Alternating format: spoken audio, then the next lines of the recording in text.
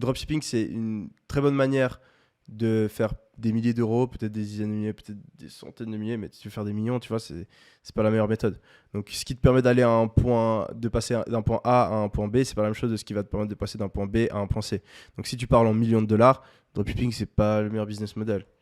Si tu parles de juste lancer un business en partant de zéro sans prendre de risques, là, tu vois, ça a sa place.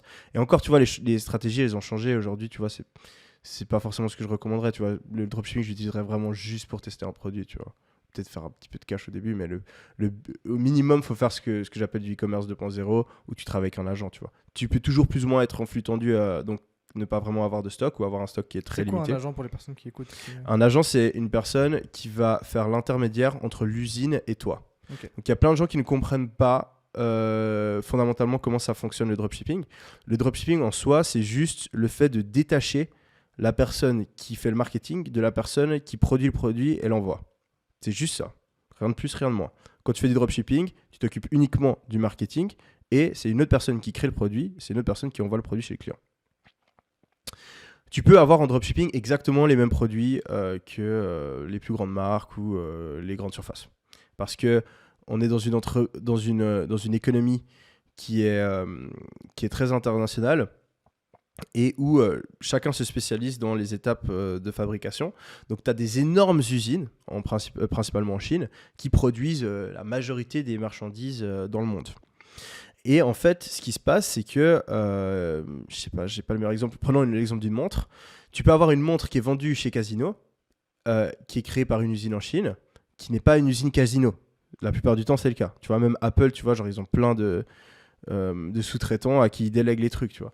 Et en fait, ce qui est ouf avec le dropshipping ou le système où tu travailles avec un agent, c'est que tu peux avoir accès aux mêmes usines que les plus grandes marques, que tu vois, les grandes surfaces, que les centres commerciaux, etc. Tu vois. Donc tu prends une montre qui est vendue chez Casino, ils la vendent peut-être à 50 balles, et ben en fait, toi, tu peux avoir accès à la même usine qui en réalité crée la montre et elle coûte 2 balles, tu vois. L'usine, elle va créer les montres directement pour Casino, par exemple. Elle va aussi créer des montres et les vendre à ce qu'on appelle un vendeur AliExpress, qui est juste un mec en Chine qui achète les montres et ensuite fait un listing sur AliExpress. Donc il va sur AliExpress, il écrit la description et ensuite il l'envoie par la poste. Et tu peux aussi passer par un agent. Donc l'agent, il va faire la même chose que le vendeur AliExpress. Il va aller vers la même usine qui fournit le monde entier et il va l'acheter directement. Sauf que ton agent, à l'inverse du vendeur AliExpress, il travaille pour toi. Donc, tu vois, quand tu fais du dropshipping vraiment basique, tu achètes sur AliExpress. Tu vas trouver une certaine montre, tu vas l'acheter directement sur AliExpress, après tu vas l'envoyer directement chez le client. Mais tu n'as aucun contrôle. Donc déjà, tu as le vendeur AliExpress qui prend sa marge. Ensuite, le vendeur AliExpress, souvent, il n'est pas très pro, donc il va allonger les délais de livraison. Le vendeur AliExpress, il va aussi choisir la qualité la plus faible possible pour avoir la plus grosse marge possible. Donc la majorité des produits ne sont pas d'une super bonne qualité.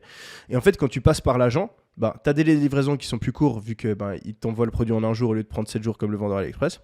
Tu peux choisir ton mode de livraison, donc il ne prend pas la livraison la plus lente qui existe pour économiser de l'argent, mais il te file une livraison qui est assez rapide. On peut le livrer en général entre 5 et 6 jours, donc moins d'une semaine.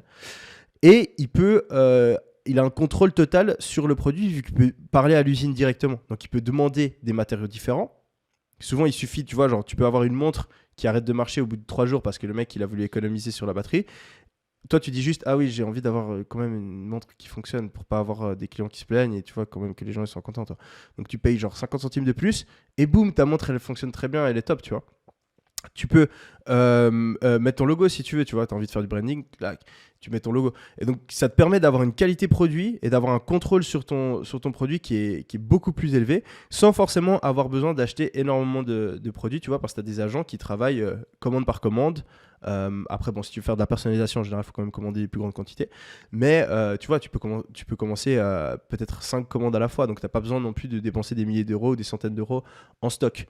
Et donc, tu vois, c'est un business model qui est tellement supérieur au business model de dropshipping basique, surtout quand tu veux faire croître ton business, que en 2022, c'est vraiment ça que je recommande. Tu vois, dans ma formation, on montre que ça presque. Et vraiment, tu vois, dropshipping basique, genre où tu utilises par exemple AliExpress ou ce genre de site, c'est juste, ok, je suis pas sûr que mon site il va fonctionner, j'ai envie de tester, j'ai vraiment envie de prendre zéro risque.